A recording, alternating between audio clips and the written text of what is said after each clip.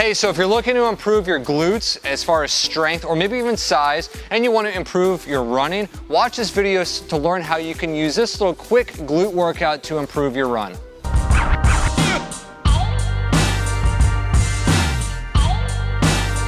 Hey everybody, what's happening? I'm Coach Brian here, strength coach, functional movement specialist, triathlon coach, creator of the Unlock Your Glutes program. And hey, I'm just giving you some glute information that you can use as a runner to not only enhance your rear end, but hopefully to improve your running. So I'm a runner myself, I love running, but I also know the importance of certain muscle groups like the glutes on how they can affect your run, or even just pretty much everything on the body. So I'm gonna give you 5 exercises or 5 movements that you can use as a runner to not only strengthen your glutes, but also to strengthen your entire body, which can translate over to improved running performance. So the first one, as you probably have already guessed, we need to stretch out and get the glutes ready for movement. The first exercise is a half kneel hip flexor stretch. Runners have a very strong tendency to have tight hips because when we run, we use our hip flexors. When we sit, our hip flexors are shortened. In order to properly wake up those glutes and get those glutes ready for activity, you have to stretch out the opposite muscle, which is your hip flexor. If your hip flexor is bound up, your glutes are not going to be able to fire and move properly. So spend 30 seconds here on each side. Get in a half kneel position, leaning into it. You don't have to go to the point of pain, just a little bit of discomfort, but just holding this 30 seconds, even up to a minute is fine, but just ease into it and just kind of breathe through it and relax those hips.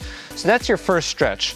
That's the go-to. You have to always start with that. Again, as runners, we always have tight hips, and if you're in a seated position, you definitely need to stretch out those hips because they're gonna be short and bound up. All right, so the next exercise, now that we've stretched out the hips, we need to wake up the glutes because when we sit, or if you're like a serious runner and you have weak or sleeping glutes, quads are good, hamstrings are probably not as good as you'd hope for, but the glutes are definitely weak, okay? So we need to wake up those glutes and get them ready for the next strength series.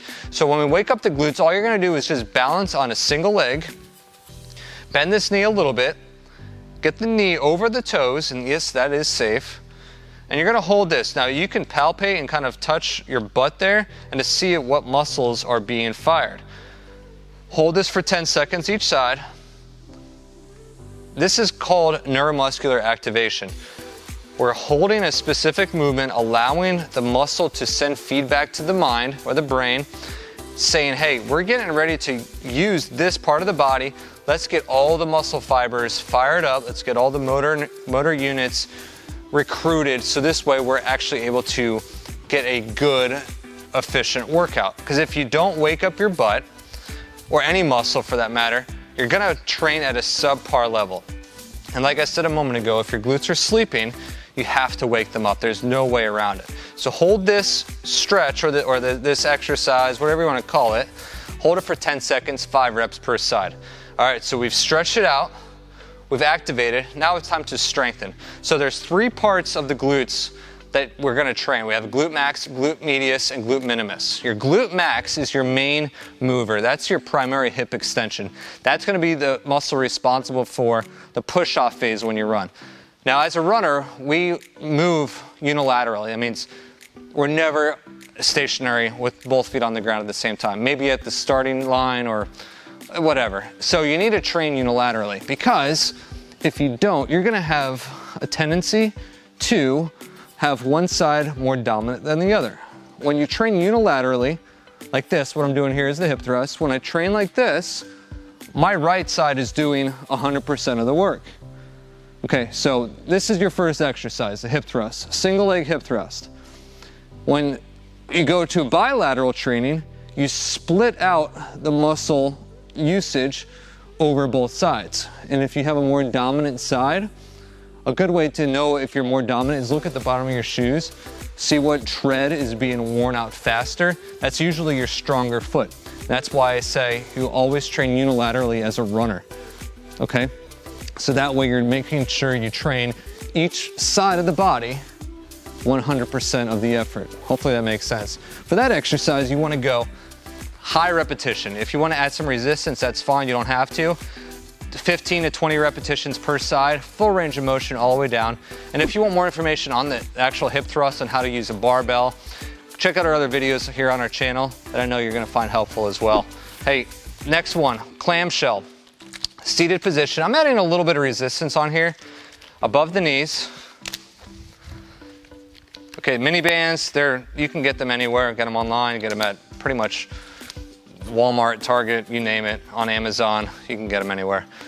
So sit up nice and tall, chin tucked in, shoulder blades pulled back, feet together, start with the knees together. Now what I'm gonna do here, just like a clamshell would, is open up. Try to keep your feet flat on the floor. This is gonna target your hip abductor. This is your top butt muscle here, your glute medius. A little bit of the glute minimus, a little bit of the glute max, but it's mostly your glute medius. Pushing apart. If the bottoms of your feet come up a little bit, that's okay, but really try to control the movement from the knees. The knees are doing the movement here. 15 to 20 repetitions, nice and controlled. So that takes care of the clamshell. Keep the band on, but move it towards your ankles, okay? So you're gonna walk on over to something that's immobile, something you can hold on to. Now we're going for more of a hip abduction, like, you know, a true abduction exercise.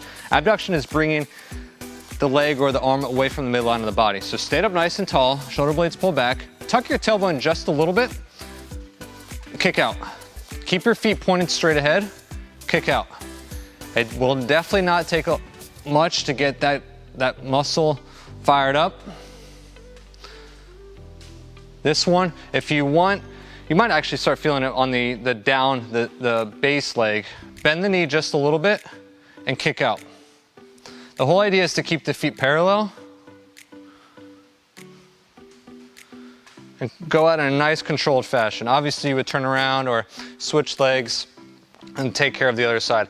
15 to 20 repetitions on this one, and that's pretty much all you need to do in order to hit all three muscles there. Okay, so I'm having a hard time taking this band off.